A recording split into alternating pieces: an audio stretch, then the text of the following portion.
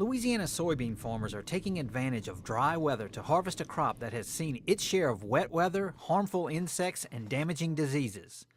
Farmers are seeing decent yields, but the quality of the crop has suffered. Growers were satisfied with the yields. They weren't anything great, but they weren't terrible considering what we'd gone through. A lot of growers are still averaging close to 70 bushels. So the biggest issue this year wasn't necessarily in a reduction of yield, it was a reduction of quality and increased damage at the grain elevator. Tropical Storm Harvey was one factor that contributed to a decrease in quality. Beans that were ready to harvest and exposed to the elements when the storm arrived suffered the most losses.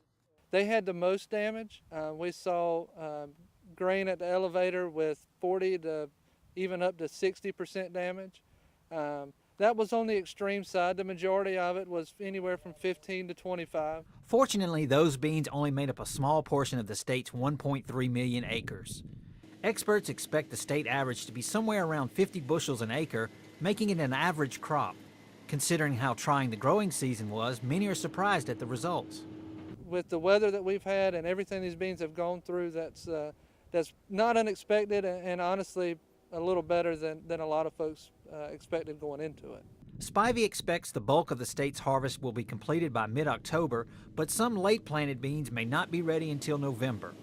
With the LSU AgCenter, this is Craig Gautreaux reporting.